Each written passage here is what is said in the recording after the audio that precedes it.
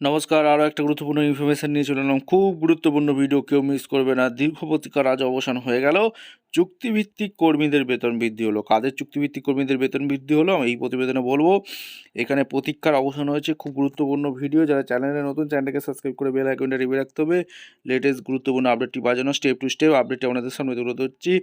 Latest information, খুব গুরুত্বপূর্ণ update. যারা চ্যানেলে নতুন, চ্যানেলটাকে সাবস্ক্রাইব করে বেল আইকনটা টিপে রাখতে হবে। স্টেপ টু স্টেপ দেখাচ্ছি। আচ্ছা, একদম এই প্রতিবেদনে কি বলছে? পিবি সালিমের উদ্যোগ, বিএলও ও আইটি কর্মীদের বেতন বৃদ্ধি করল নবান্ন।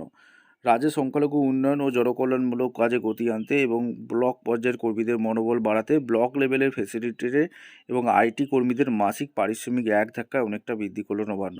শুক্রবার নবান্ন থেকে প্রকাশিত রাজ্যে সংখ্যালঘু বিষয়ক মাদ্রাসা শিক্ষা বিভাগের সাম্প্রতিক এক আদেশে জানানো হয়েছে যে এই বর্ধিত বেতন কাঠামোগত 1 জানুয়ারি 2026 তারিখ থেকেই কার্যকর হবে। দীর্ঘ 7 বছর পর, অর্থাৎ 2019 সালের পর এই প্রথম তাদের বেতন বৃদ্ধি করা হলো। রাজ্যের সংখ্যালঘু বিষয় মাদ্রাসা শিক্ষা বিভাগের প্রধান সচিব ডক্টর পিবি সালিম দপ্তরের দায়িত্ব নেওয়ার পর থেকে একাধিক জনকল্যাণমূলক কাজ করে চলেছেন।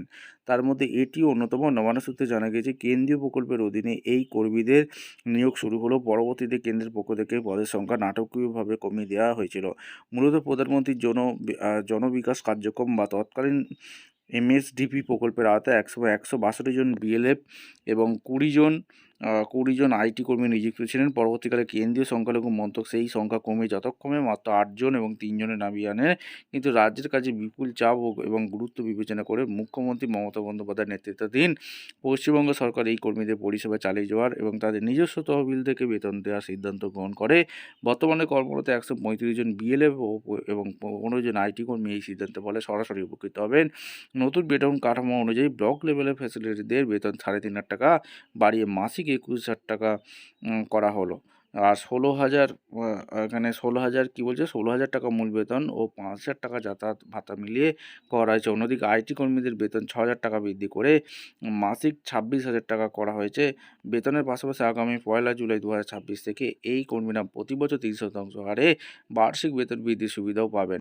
অর্থ দপ্তরের সম্মতি পাওয়ার পর ইতিমধ্যেই রাজ্যের সমস্ত জেলাশাসক ও ট্রেজারি অফিসারগুলিকে এই নির্দেশ কার্যকরের বার্তা পাঠানো হয়েছে। সরকারের এই পদক্ষেপ ফলে ব্লক স্তরে সংখ্যালঘু উন্নয়ন কাজ আরও ত্বরান্বিত হবে বলে মনে করছে অকিবল মহল।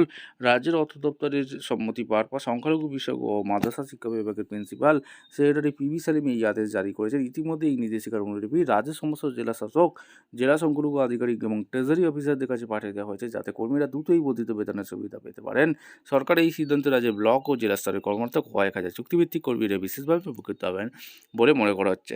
এই চুক্তিভিত্তিক কর্মীদের কাজের খবর পেতে আমাদের চ্যানেলে ফার্স্ট হয়ে থাকলে চ্যানেলটাকে সাবস্ক্রাইব করে বেল আইকনটা টিপে রাখতে হবে। অবশ্যই লেটেস্ট গুরুত্বপূর্ণ আপডেট পাওয়া যাবে। দেখা হচ্ছে কোনো পরবর্তী ভিডিও। ধন্যবাদ।